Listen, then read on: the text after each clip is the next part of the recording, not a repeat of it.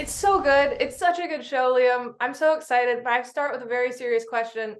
How bad does the Death Walker's ward smell by the end of the season? Well, he flies a lot, so it's getting the ventilation on it is pretty good. Gets aired out. Yeah. Yep. And he flies through cedar trees and fields of lavender, so I'm not too worried about it. I love that because I remember like during the first watch along this year when you were talking about why it lights up yellow, I was just like, oh, that's got to be bad by the end of the season. I think the group has a fixation with making sure that I know that all my characters in the stream smell bad. And I believe they made a point of pointing that out for the armor during the stream game as well, to the point where either as a joke or seriously, I invented a box full of lavender that I kept it in eventually. Okay, that's amazing. Yeah, canon. Yeah, I definitely remember during the first episode of campaign 2, Laura immediately is like, so Caleb smells bad. Yeah, yeah. I mean, they all live on the road. I didn't think that was fair either. They all live on the road. None of them are regularly in a bath or shower. They all wear one outfit all the time. So, That's so true. Yeah. but Laura is Laura. So here we are.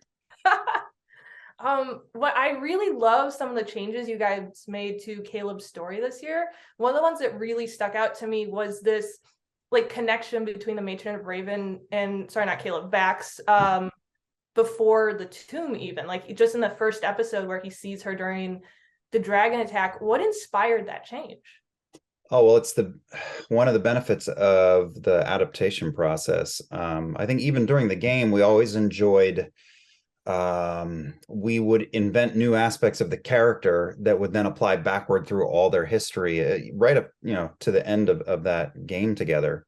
But when we went through the process of adapting for the screen, we knew exactly where the story was beginning and where it was ending, and that allowed us to sort of accentuate the beats of the story by doing things like that, by foreshadowing or by moving or bringing elements in earlier, later, so that we talk about often with the show. Like we're building, it's like we're building a sleeker, faster car out of all the parts of a bigger, longer train. So sometimes a part that worked really well over here on the smaller vehicle, it's not going to work where it is, so we take it off and slide it over into this part and adjust it, ultimately getting to the same place, just having to be more economical and having all of that hindsight and forethought at our disposal. Yeah, I love that because one of the differences I really keyed into and enjoyed and was talking to a friend about was in the actual play, kind of that bargain Vax makes with the Raven Queen is very public. Everyone knows about it. Whereas in the animation, when he makes it with the Matron of Ravens, no one else is privy to it. So we really see him struggling with this and kind of isolating himself. And I thought that was such a cool way to use those two mediums and really lean into what you could do with them that was different. Right, because with the game, everything was narrated, 100% narrated. But with film and TV and animation, you can go more internal. You can be right inside the character's head, just through sometimes just through lighting, just through composition. Yeah. And then I also loved that the Calamity got incorporated. What kind of inspired that decision? Because that was very different and very cool. Well, I mean, Matt's been in love with the Calamity since before the rest of us fully grasped the weight of it. But I think, we're just, all of us get jazzed by creative ideas, and anytime something pops up that we love in one corner of our world, we then love to see it threaded throughout all the other corners. And then I think that's what makes a lot of what we do feel so real and lived in, because there's just all these little nuances and intricacies that connect to everything, connects to everything for us.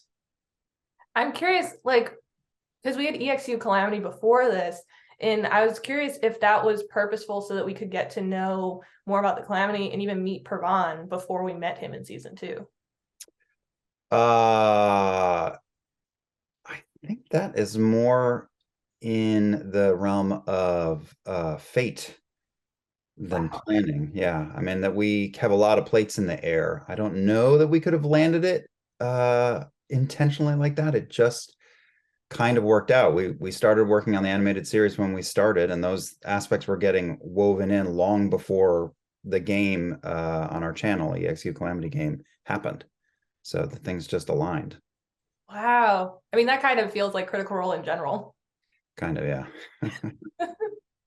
And one of those moments that I love from the campaign and from the show is like when Vax kind of fully accepts being the champion and like really stops being afraid of Matron Ravens and death and everything. Can you talk about seeing that moment fully play out on screen? Oh my gosh. I mean, those moments from the game and the sort of imaginary space that we all created together have lived in my head rent free since then, and probably will to my dying breath. And the beauty of playing these games together is like there are no limits to your imagination. So what I saw in my mind was expansive. However, the artists, the number of unparalleled artists working on this show managed to create a version of what we spun in thin air, out of thin air, that exceeded my imagination. This never goes away. We watch the episodes. I've seen them so many times, and I get emotional watching them. I'm blown away. When we get to the kill box with Grog, I'm busting out of my seat every single time. I mean, it's beyond words. It's beyond price, really, and compare. Just the how fortunate we feel having been able to make this. And I'll tell you what Vax goes through and what Matt gave me as a gift as a friend around the table connects in a way to everything we do. So it's well-known lore by now that this was just Sam and I had a harebrained idea to ask Matt if he would throw a one shot at my birthday, and just so we could have the experience of doing a dumb game one time. And it evolved into what it evolved in, and got to the point where we're at that table, and we hit that moment in the story. And I was going through some oddly parallel stuff in my life at that time, and Matt gave me a gift. He sort of inspired by the fact that I had kicked the game off years ago, and knowing what I was going through at that time, he took a moment and just sort of twisted it and made it into something very, very special. And Vax's story, accentuated even further in the animated series, is about fate. And those golden threads, which came out of those moments and that story beat for Vax, applies to all of us. And in the animated series, when and I know we're in spoiler territory, but when he meets the matron, there's a moment where you see the gold threads running through him, but it also runs through the rest of the party and beyond. And there's a reason why those gold threads are in the opening of the show. I know that the thread of fate originated with Vax in the story, but I think they have a lot of meaning for all of us, because the very fact that we're here making this show and now another show and doing all the things that we do, we often marvel at all the little things that had to happen just right. If this person hadn't met this person, or you hadn't moved there, or we had never worked on that project together, none of this would have happened. So there are just many days, all days really, where we're like floored by the chance. Chance and fate are two sides of the same coin. Yeah, I mean, honestly, without a doubt, you guys are some of my absolute favorite creators, and part of it is that generosity and storytelling you have with each other and with the audience. It's one of those things, watching it, that I don't know that I've ever seen before, and I don't know that it's something I would ever see again, because I don't think I've ever, like, there have been amazing original worlds created, don't get me wrong, but to see a group of people create this world and share it with the world, not only as like, hey, come watch us do this, but also you are so in tune with like fan artists and cosplayers and the comics and everything.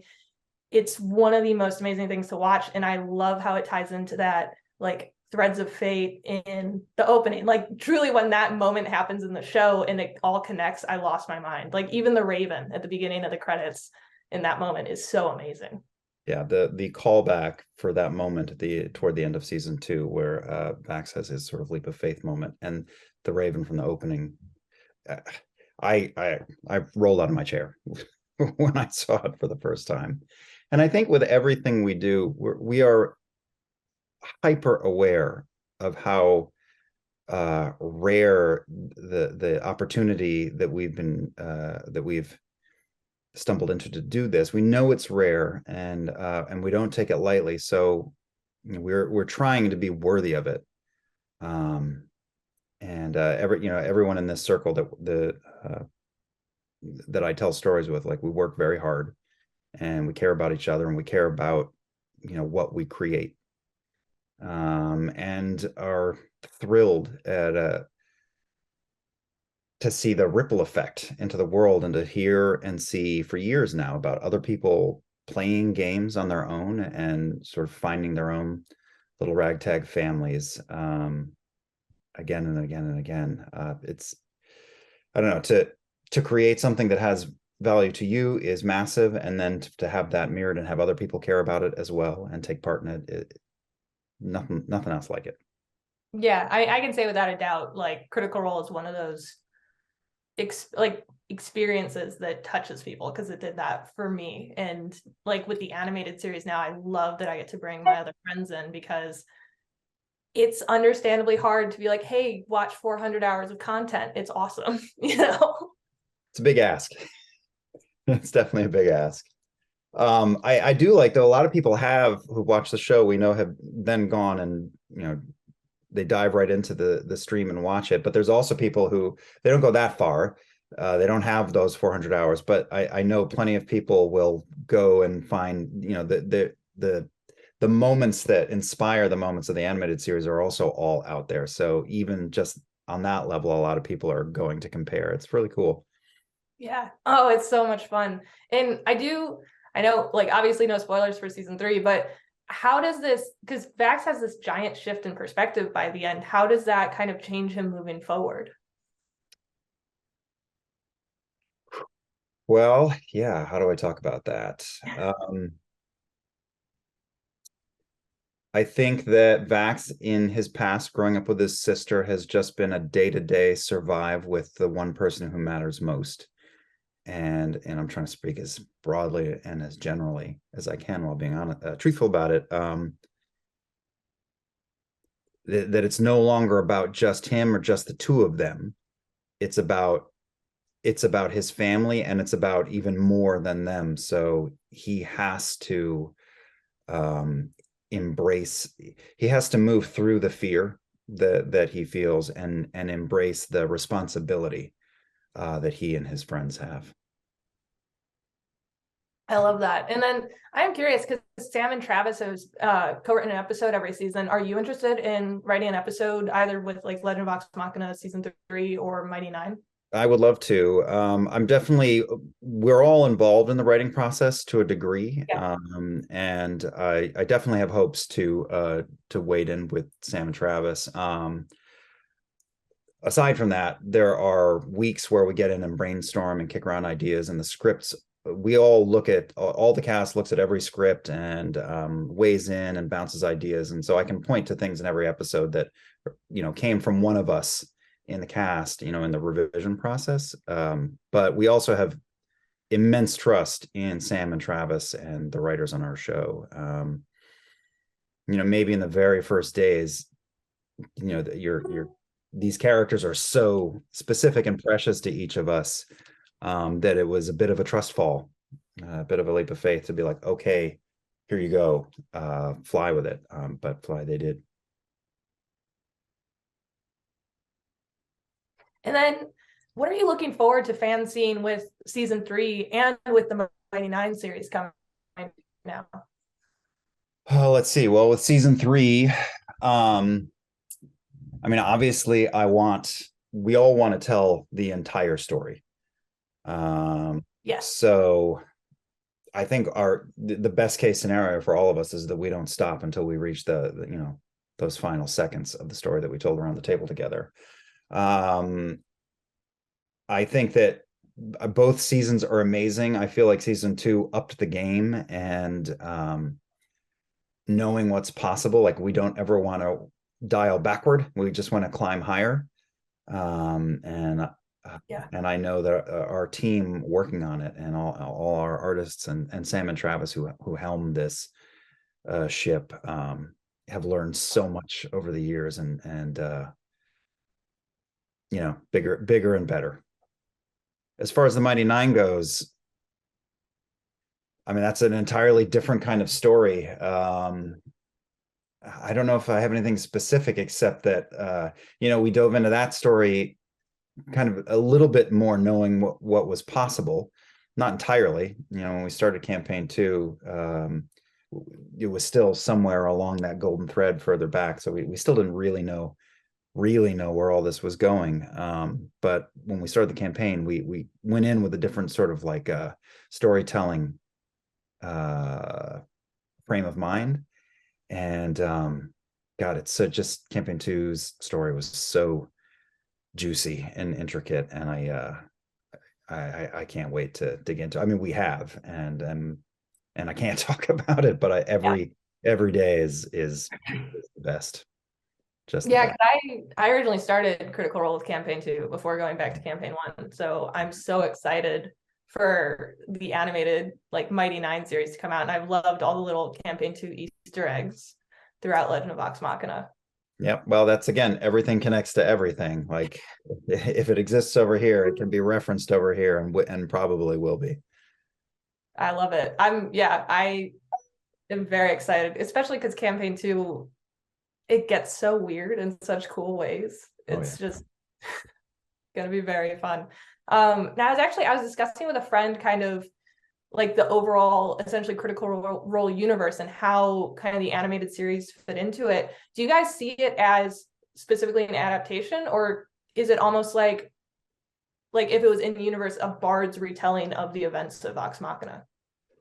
Well, that's open to interpretation. You could think of it, it's how you want to think of it. It could be just like one dimensional shift to, inch to the left, or it could be a bard's retelling. It could be Grandpa Scanlan telling his little kids about it years later, and boiling it down for them. But we like to think that we've captured the essence and the heart of the original story in the shorter format. No complaints here. Definitely. And then correct me if I'm wrong, but your first kind of love as an actor is like stage performance, and you've talked about Critical Role, kind of seen it as a troupe of like a theater troupe, right? Yeah, but yeah. So are you guys discussing kind of going back and doing those live shows in theater again? Because I love the movie theater experience. It's something I don't think I've ever experienced, but I'm curious if you guys are thinking about going back and doing live stage shows when you can.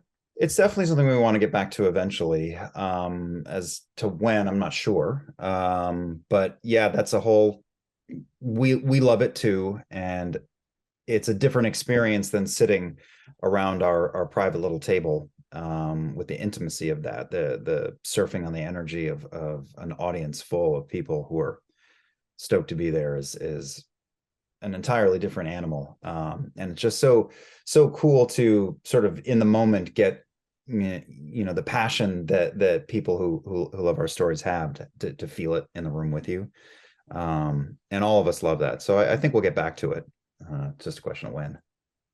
Very cool. And kind of talking about that feel in the room, what was it like for you guys in the theater when you were like listening and watching the fans react to Legend of Vox Machina's premiere? Because I was in that, and that was so unbelievably cool. Are you talking about the recent screenings that were had? Oh, the best. I mean, again, especially with the pandemic, with everyone in the world working from home, we just felt like we were in a bunker, just like everybody did. So we've been, we would still see, occasionally get together and watch cuts of the show, and it was always a thrill to work even from home. I'm sitting right next to my voiceover booth right now.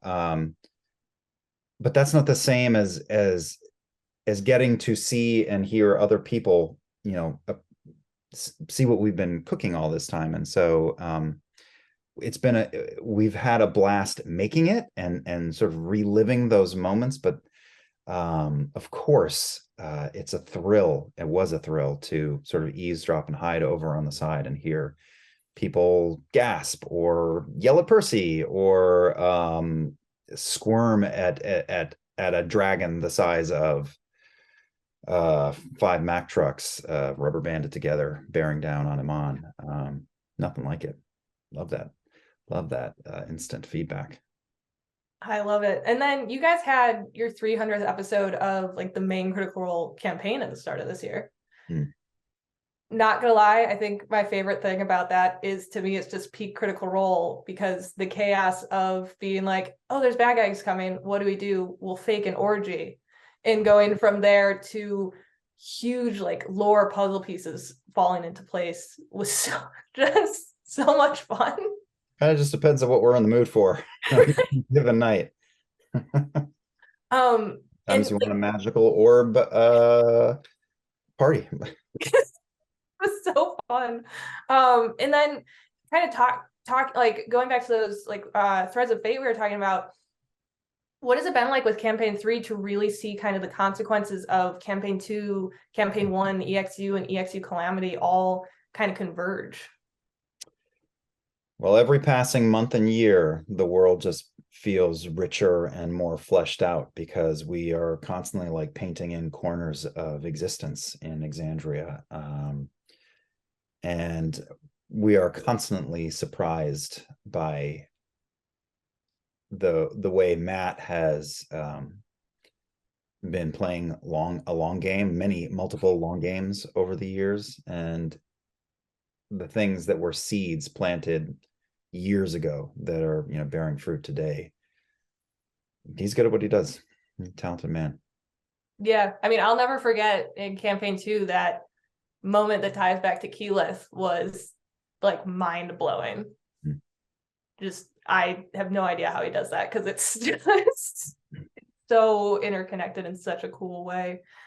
And you've done that a little bit too, because your campaign 3 character is connected to a character that you played in the Vex and Percy wedding one shot. Can you talk about why you wanted to revisit that area? Because I think it's so cool that he's the son-in-law. A version of Orym has existed in my head since before the end of campaign 1. So I was always going to play him somewhere, somehow. I knew probably in a main campaign. I didn't know if he would be a replacement for someone else, if somebody, you know, if I lost Caleb or something. But I didn't think that I wanted him for campaign 2. So I just kept he just kept percolating in the back of my head. I also, when we do one shots, and so spoiler, oh boy, how do I talk about this? I wasn't able to Vax wasn't available for one shots we would run. Yes. After campaign 1. So right. So I was always bringing in a new character, and I wasn't really big on the idea of going like, hi, I'm Johnny Adventurer and I'm just walking by. Can I come to the ends of the earth with you? So with Liev Tell and with Derek in some of those one shots we did, I was wanting to think of a really plausible reason why someone was there with them both those times. Derek was created with that in mind, but also to sort of tee up Orym for the future. I knew when we were doing that one shot that, and specifically in that game, that character talks about his kids. Yeah. And that was connective tissue that I was laying out for Orym in the future. There's more family members too, and I don't know if we'll ever get back to town, but there are aspects of our stories that sometimes never get addressed, but it doesn't mean like they're not existing at all times. So like, again, I've been thinking about Orym like a real guy for years, and I was just happy to finally get to let him walk around. And then one of the things that's so cool is that you've created all these different characters, and like Vax, for example, started, like you said, as kind of a character for a one shot, but you've been able to flesh him out through the campaign, the comics, the novel, and now the animated series. What has that been like to kind of revisit this character and build on him? And then also, how has it impacted your creation of characters like Caleb and Orym?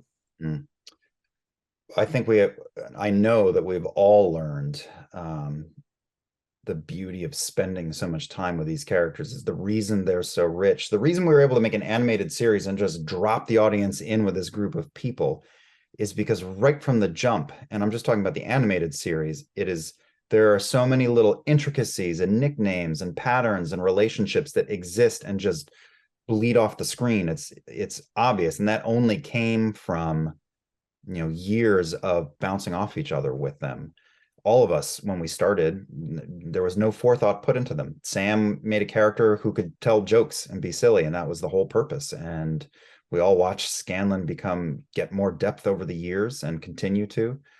That was a big lesson for us, and we loved that about Vox Machina are sort of our first love, our babies. We love all our babies, but they were the first and taught us a lot. So we took those lessons with us into the future. I love that. And one of the things I really think is so cool about Critical Role is how you guys have expanded into like the comics and the novels. How has it been to work with like authors and comic book writers and comic book artists to explore these different aspects of your characters? It's great. We're all nerds. Many of us have read fantasy novels throughout our life, and I collect comic books still. I didn't for a long time, and Taliesin Jaffe sort of spiraled me back into it. Now I'm in deep again.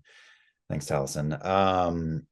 We love animation, so all these projects we're doing, it's not like, all right, well, what can we do with this stuff? It's all things that we love, so it's all a treat.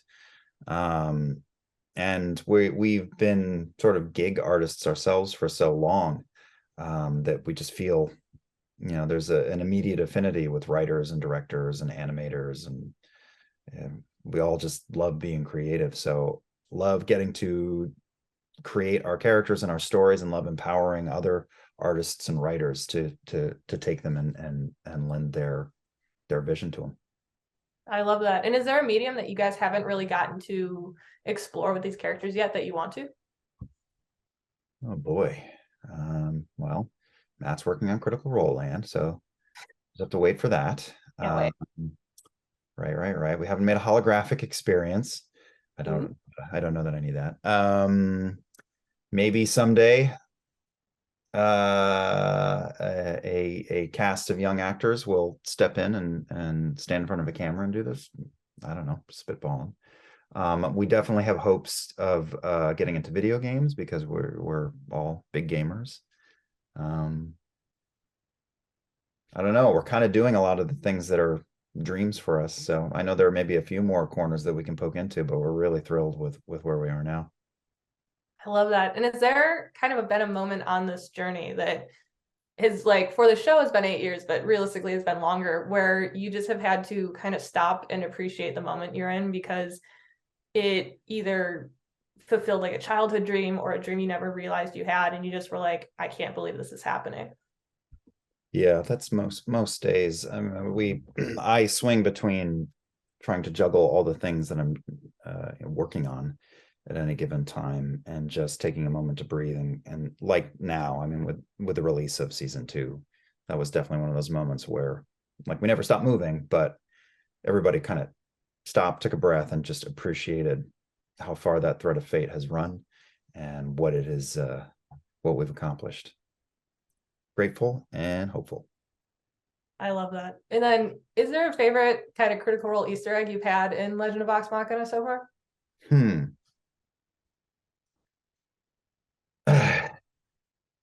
There are many. Back in season 1, there's a pretty solid Dragonlance joke that I'm fond of in Gilmore's shop. Dragonlance got a few of us falling down the fantasy rabbit hole, so loved having that nod there. What else? Easter eggs.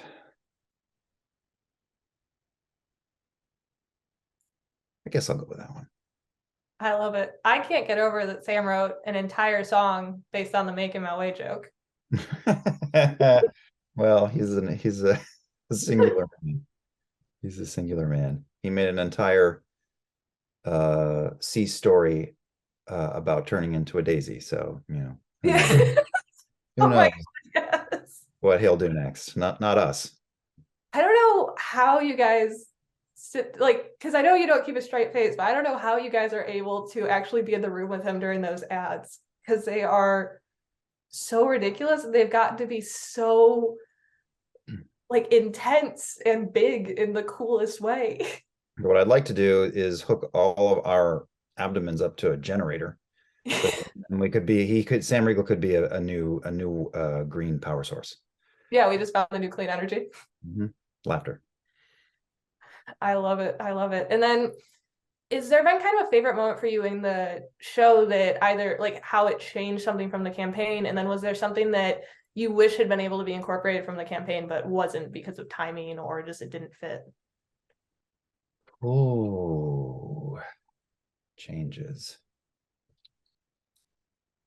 Well, I mean, I'm kind of in love with the way we got inside Umbrasyl in the show. It was a blast during the campaign, but I loved our streamlined, smoother version in the show because nobody's ever seen that before. Yes. You know, there are 1,000 for every 2 amazing moments that we've captured in the animated series. For all of us, there are 100 smaller beads along that road, you know, from big moment to big moment, and those still exist, and we carry them all with us. And you know, that campaign is important. The game we played around the table is as meaningful to me as our fucking amazing animated series, and I'll never forget every moment, every goof up, every swing for the fences and falling flat on our face moment we had, and every accidental moment of genius, and just a lot of laughs and a lot of love around the table. And one of the things I've always really appreciated that you've done with your characters is the LGBT representation and how natural it is. It's just like a part of who they are. Why is it so important to you to incorporate that, especially in this fantasy storytelling? Well, the world that we live in is not ideal and is harder than we all wish it would be. So part of what we're doing is, you know, there's dragons and necromancers and demons living inside of firearms in the world, but we're also trying to create a world that we wish could be, and the hope of that is that some of Exandria bleeds back into the world. And so having characters of every form, shape, care, and passion in the world, and just have them be is how it should be. So that's what we want. That's what we want in our stories, because that's what we want in the world. It's kind of a big question, but and I know you've talked about it before, but what does it mean for you that this kind of is like the coolest birthday present ever for you? Because it started as this one shot and it's grown to be kind of this multimedia, ever expansive story that you guys have created together and been able to share with the world and build a community around. When Matt shared with us the news that we were going to try to make this a show, and a lot of people have seen this, I said it was the best thing we ever did, and I didn't know how right I was in that moment. This is the most creatively satisfying endeavor of my life, I believe, of all of our lives. And you know, always thinking about those threads of fate and trying to carry the responsibility that comes with that good fortune.